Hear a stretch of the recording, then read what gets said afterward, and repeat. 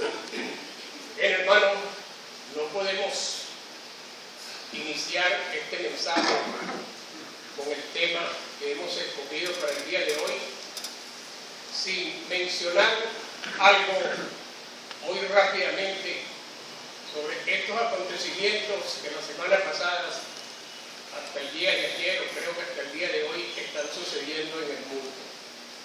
Dos acontecimientos muy importantes.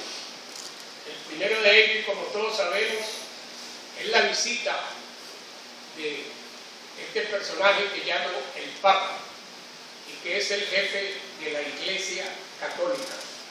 Y esto es muy importante conocerlo porque es de la Iglesia Católica. La Iglesia de Cristo es otra cosa diametralmente opuesta. Y por eso es importante ver hasta dónde se dirigió esta visita del Papa en estos dos lugares, estos dos países de Cuba y de Estados Unidos. En Cuba vemos que se dirigió a un pueblo que estaba ahí aglomerado, sediento quizás de una palabra política y diplomática que pudiera levantarles sus ánimos. Y como efectivamente así sucedió. Las palabras fueron dirigidas a la pobreza, es decir, a terminar con la pobreza. Ya sabemos que esa es una palabra utilizada por los políticos. Desde que yo me conozco, los he oído diciendo que ahora sí vamos a terminar con la pobreza en Venezuela. Y resulta que cada día pues como que estamos más pobres. Y así se fue hablando del amor, se fue hablando de la unidad familiar y se fue hablando pues de cada una de estas cosas que nos interesan a todos los seres humanos. Y sin embargo pues son palabras extraídas de las Sagradas Escrituras, porque cuando hablamos del amor que debemos de tener para con nuestro semejante, ese es un mandamiento que nos dejó pues nuestro Señor Jesucristo: amar a tu prójimo como a ti mismo. Y son palabras que sin duda conmovieron a muchas personas. Veíamos en la televisión cómo personas se gozaban, personas que lloraban inclusive por aquellas palabras, y siempre esas palabras están en las Sagradas Escrituras, pero debido pues a la falta de escudriñar estas divinas enseñanzas, que el hombre no ha encontrado todo lo que el Señor tiene para con nosotros. También se dirigió muy diplomáticamente a todos aquellos jefes de Estado, en este caso en este país solamente hay dos personas. Por eso se dirigió a ellos con mucha devoción. En Estados Unidos siguió la misma política. Hablamos del amor, se habló de la unión familiar, que se separaban tanto los matrimonios hoy en día. Y esa es palabra de Dios que dice que lo que Dios ha juntado no lo separa el hombre. Sin embargo, el hombre ha insistido en seguir la contraria a lo que dice la palabra de Dios. Y por eso hoy conocemos que hay tanta separación. Y por lo tanto se destruye esa unidad principal que es la familia. Sin una familia bien integrada, no se puede tener una buena sociedad. Pero esa familia bien integrada tiene que ser dividida solo y exclusivamente por el Espíritu Santo. De resto, no tendremos buena dirección. Siguen igualmente con la misma diplomacia, pero aquí un poco más extensa, porque en su asistencia a la ONU, a la Organización de las Naciones Unidas, se encontró pues con muchos gobernantes con los cuales pues le transmitió su pensamiento. Pero a pesar de toda esta parte, tanto de la política como la diplomacia, vemos que se cayó en el error en que cae la idolatría. En Cuba observamos cómo se dirigió pues a la diosa de los cubanos, y ahí la bendijo, y ahí se le rindió honra y gloria, La Virgen de Pobre. conocida como la Virgen de la Caridad de Cobra. En Estados Unidos también asistió a un templo muy hermoso, cuya arquitectura y sus rasgos de ingeniería son bastante hermosas.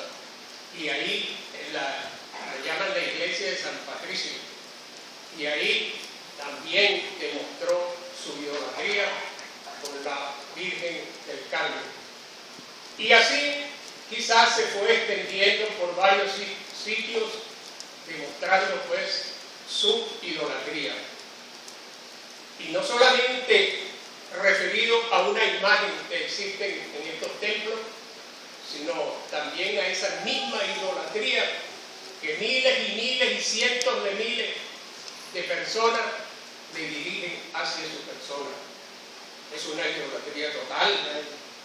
Gente que han viajado de yo no sé dónde para ver al Papa, para tomarse una foto con el Papa, para darle la mano al Papa. Eso es una idolatría. Y son idólatras tanto aquel que funge de idólatra a una imagen como aquel que se deja idolatrar. Y él, bueno, tenía su recompensa.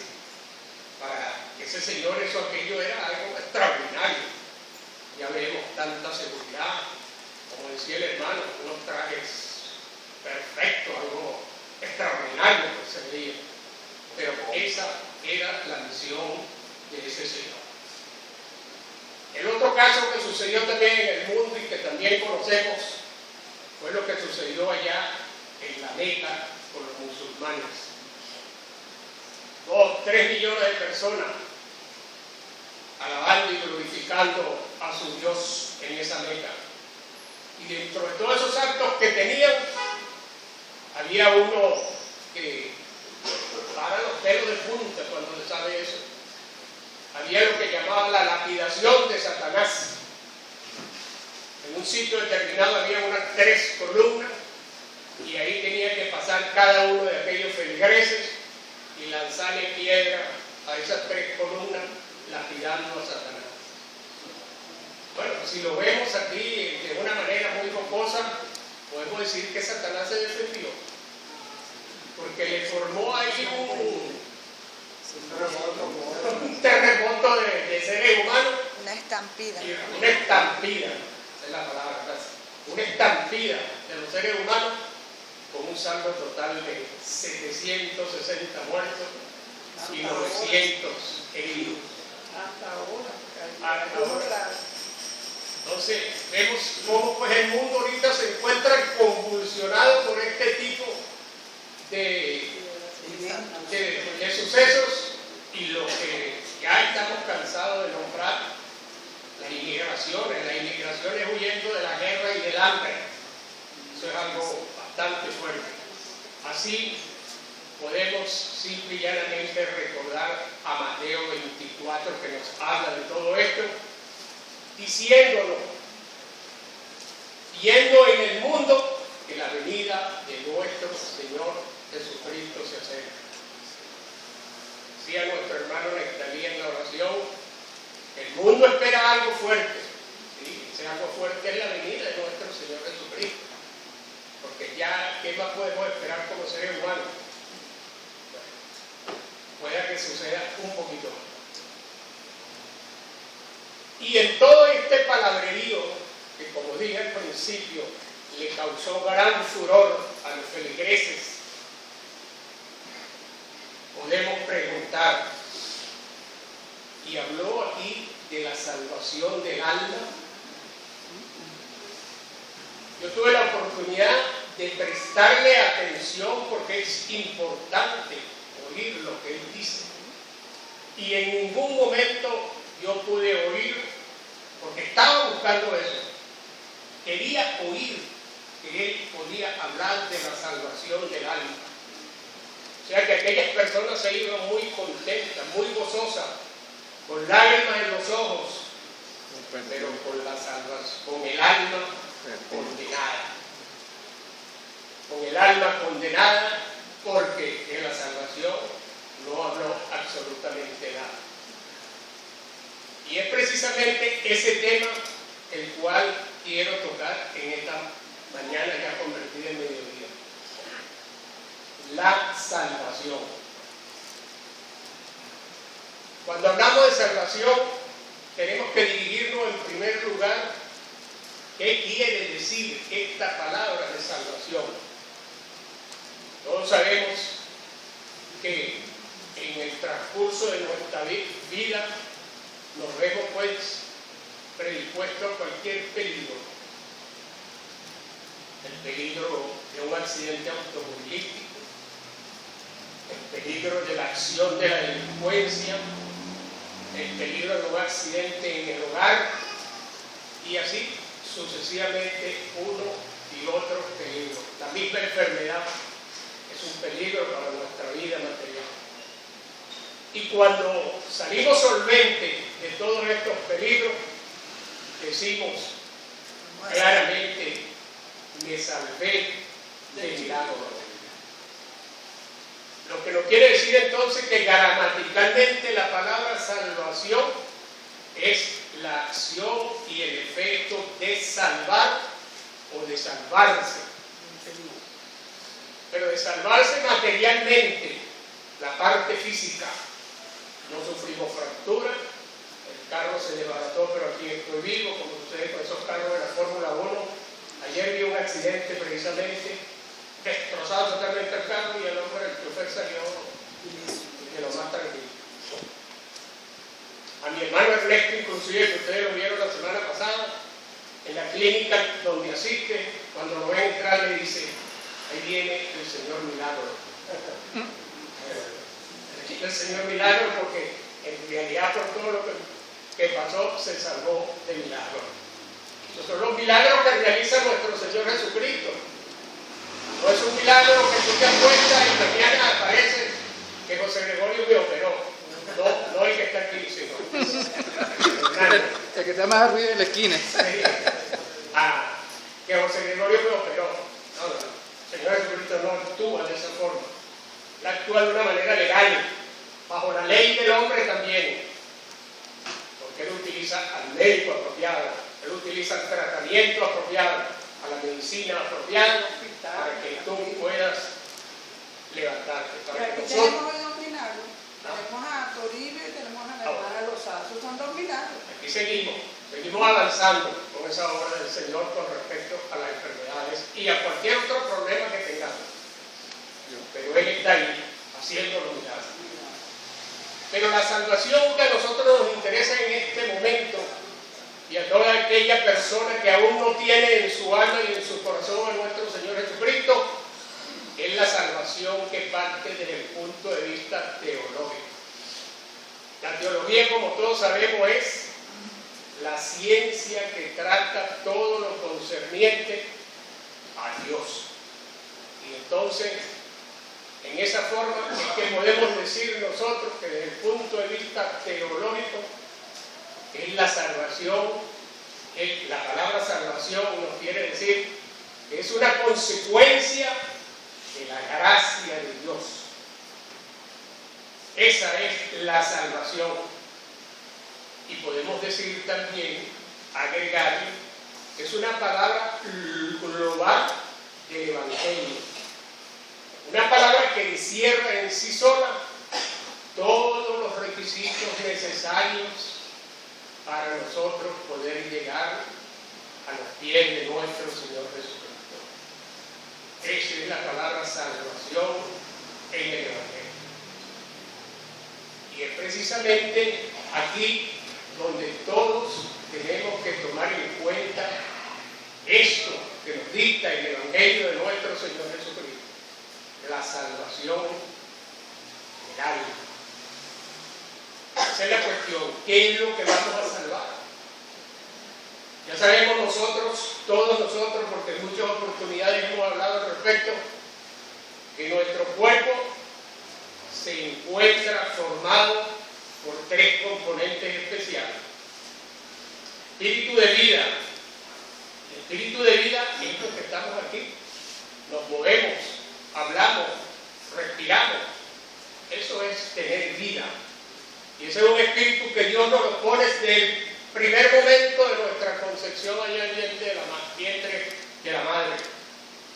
Recordemos a aquellos que hemos pasado por primera vez, cuando vamos a tener un hijo, cuando ya la esposa nos dice, estoy embarazada, vamos al médico. Y el médico con mucho gozo, auscultando aquel vientre de la madre, y dice con gozo, mirándonos también a nosotros los padres, ya se oyen los latidos del corazón. Quiere decir que ya Dios ha puesto ahí el espíritu de vida. Y ese es un espíritu de vida que se mantiene durante todos los días de nuestra vida. Ya sabemos la palabra, Salmo 91, 90. Que la vida del hombre son 70 años y en algunos un poco más. Gracias al Señor que ya yo pasé esos algunos. Estoy en el campo de los algunos. Y hay otros también. Bueno, pero dicen que la vida del hombre son 70 años. Y llega un momento en que Dios nos pide ese espíritu de vida. ¿A qué edad nos lo pide? El hermano Yoga, bueno, ya ha pasado, pero de largo. Y ahí lo mantiene, gracias al Señor. Pero llegará un momento en que cada uno de nosotros, ese espíritu de vida nos lo va a solicitar. Ya está bien. Ven. Ese es el momento que nosotros conocemos como la muerte. Y es ahí donde está la gran incógnita. Porque el espíritu de vida se ha vuelto a Dios, que fue quien lo dio. Y el cuerpo que lo vemos todos, unos altos, otros bajos, gordos, delgados, negros, blancos. Ese cuerpo, como todos sabemos, se va a convertir al polvo de donde hemos partido. Bien lo dijo Dios en su palabra, del polvo fuimos tomados y al polvo retornaremos. Lo vemos hoy en día con ese adelanto científico que llaman la cremación.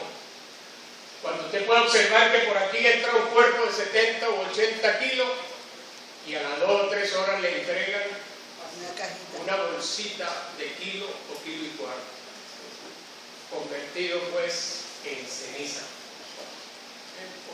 Pero queda viva el alma, porque el alma es inmortal,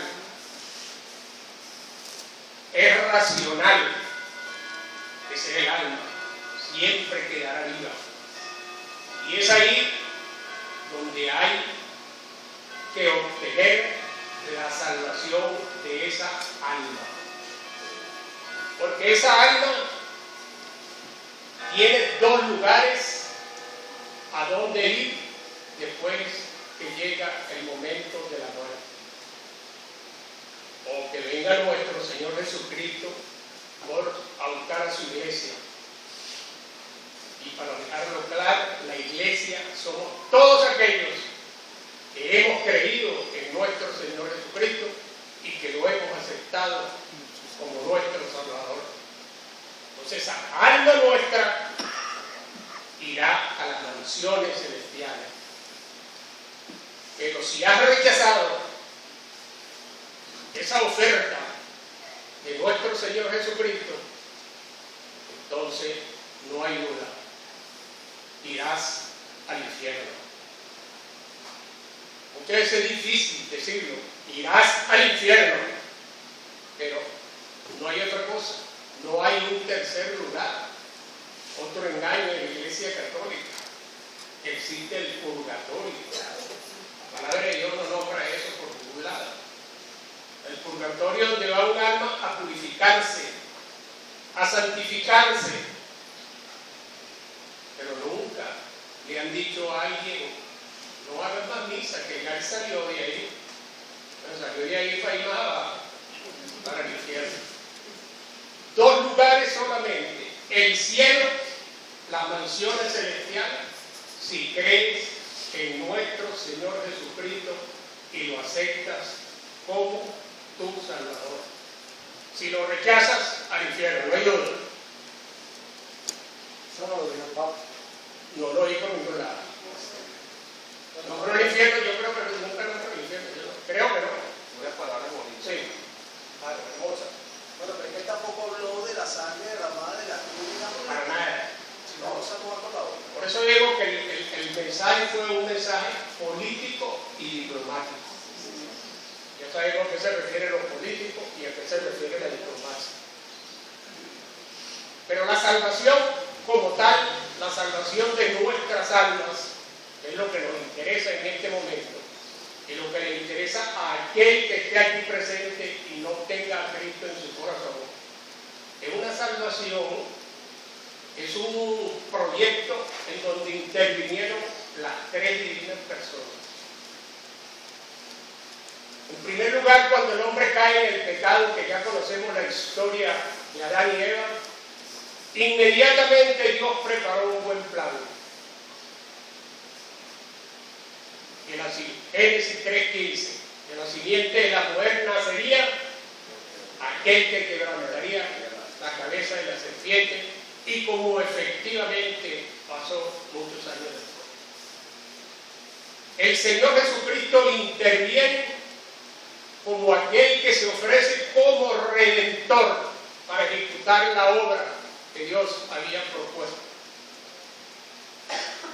Y la tercera persona, que es el Espíritu Santo, que Él es encargado de redarguir nuestro corazón de pecado. Que el que posible ahorita te está diciendo, seré yo pecador. Indudablemente que lo eres, pero a lo mejor te está diciendo, seré yo ese pecador. Y es aquí, cuando tienes esa pregunta en tu mente, que tendrás que decir, como el publicano aquel que estaba ya ante el altar, Señor, sé propicio a mi pecador.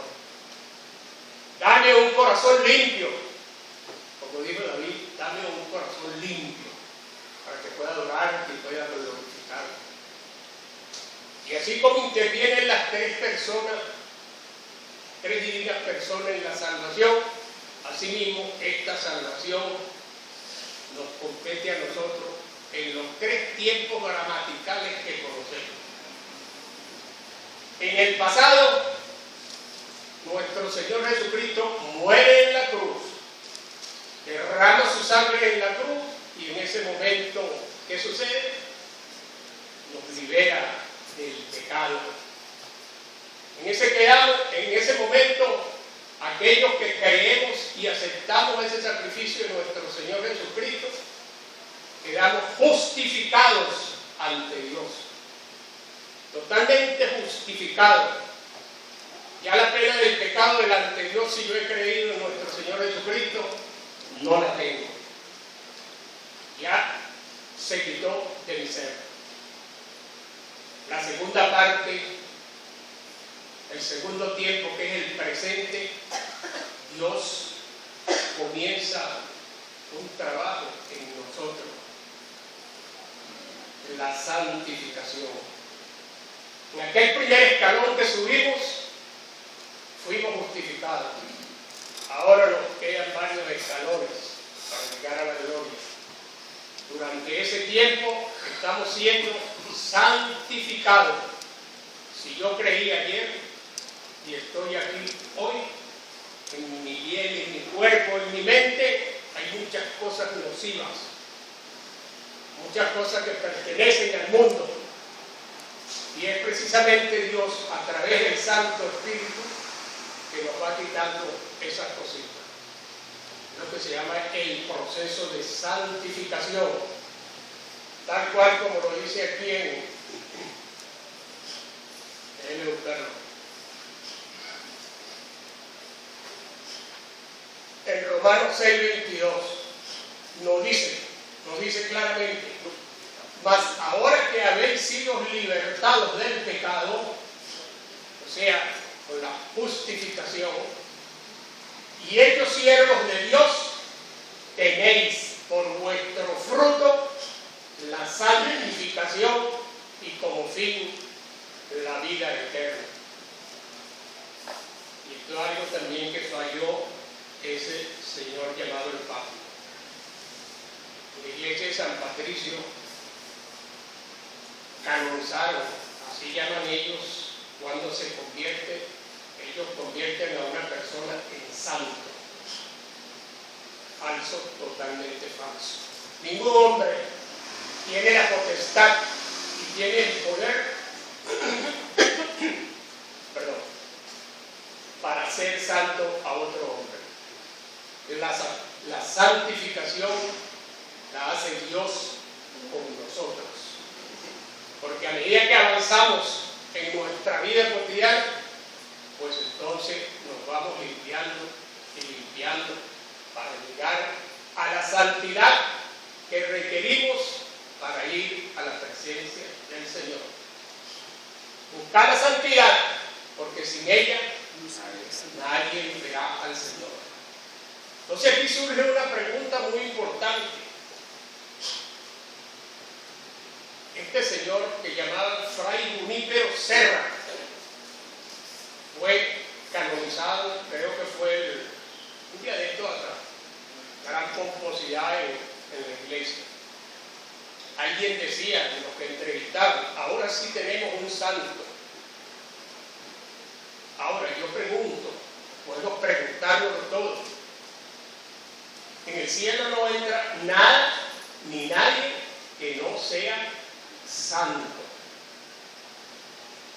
Pero no es santo de la Iglesia Católica. Ojo, mucho cuidado con eso. El santo que nos produce esa santificación que Dios nos ha dado progresivamente mediante nuestro fruto, como lo dice aquí. Por eso es que él dice que por su fruto los conoceréis. Ahora, la pregunta a la cual me referí anteriormente es: y mientras este señor no lo nombraron santo, este Fray Junípero, murió hace años. Se trabajó con los indios en Estados Unidos. Creo que los Estados Unidos tienen libertad desde no sé cuántos años. Trabajó con los indios. Y hay algunos hombres que lo acusan más bien que ese no tenía por qué ser ningún santo. Porque lo que hizo fue expropiar y esclavizar a los indios y robarle todas aquellas cosas que ellos tenían. Tal cual como sucede aquí en nuestro país en aquella época. Bueno, entonces la pregunta es esa. Mientras no lo nombraban santo, ¿dónde estaba su alma? Si no está en el cielo, seguro que está en el infierno. Y como le dijo a Abraham, al rico allá en el lugar de los tormentos, le dijo claramente: entre ustedes y nosotros hay una gran cima, que los que están allá no pueden venir para acá, ni los que están acá pueden ir para allá. Suficientemente claro. Voy a lo nuestro. José Gregorio Hernández, ¿cuántos años tiene que murió? 100 años, 120 años. Y todavía no lo han santificado. ¿Dónde está su alma hoy? Porque si no es santo, si no fue santo en su época de estar vivo, no está en el cielo. Entonces, ¿dónde está su alma ahorita?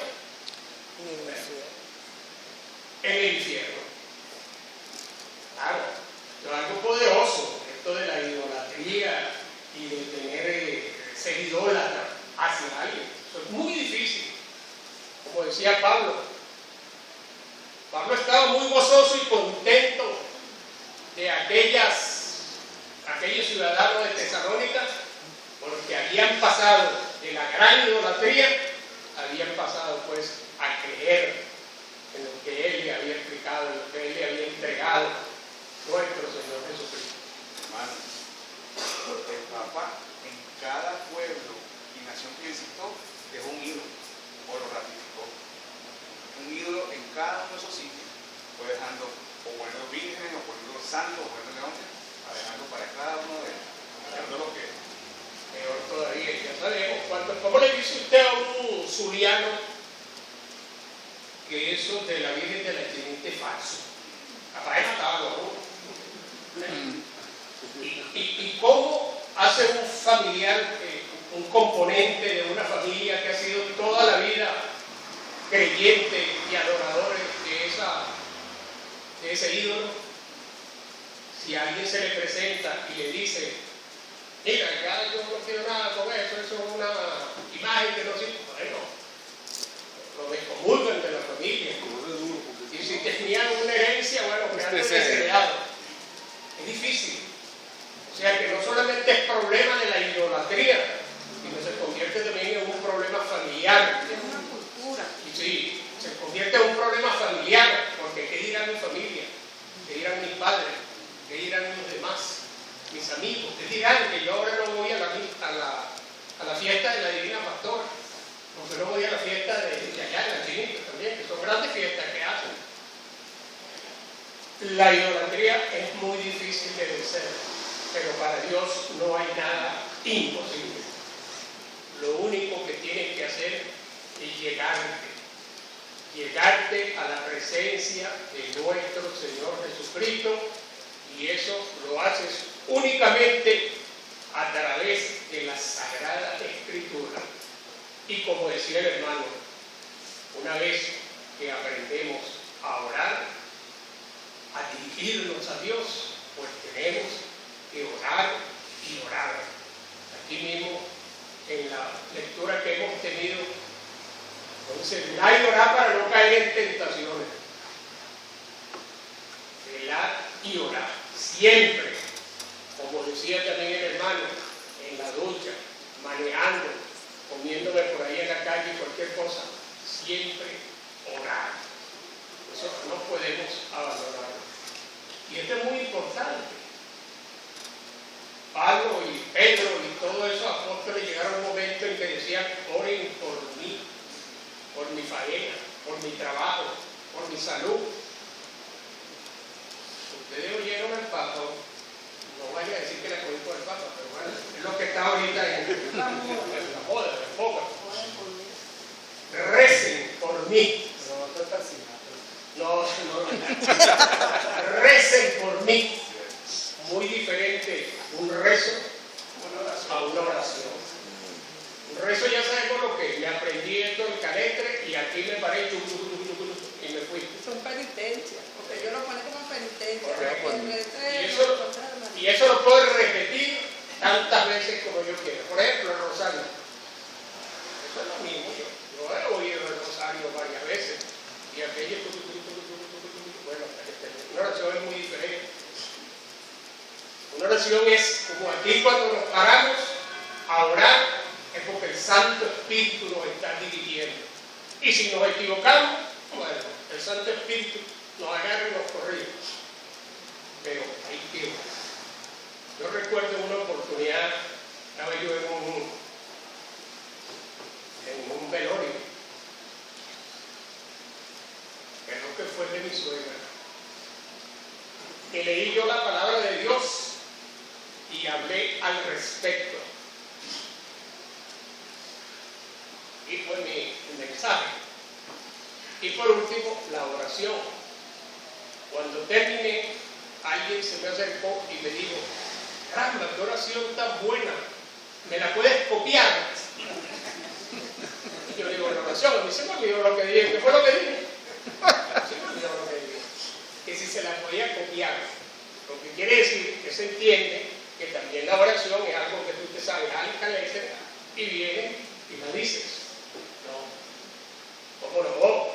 Hay una parte de la oración que tú tienes que repetirla, dirigirse al Señor, todo eso que tú quieres que lo decimos, pero hay tantas y tantas cosas que nacen en ese momento de nuestro corazón dirigidos por el Espíritu Santo. Me metí en un tema que no debía, pero bueno, ahí está. En conclusión, mis queridos amigos, si no tienes a Cristo en tu corazón, búscalo, acércate a Él, escudriña esta palabra y tú verás que llegará el momento en que oirás la voz del Espíritu Santo, de nuestro Señor Jesucristo, por boca del Espíritu Santo, que te dice, hijo mío, tus pecados te son perdonados y recibirán la potestad de ser llamados hijos de Dios. Que el Señor bendiga su palabra. Amén.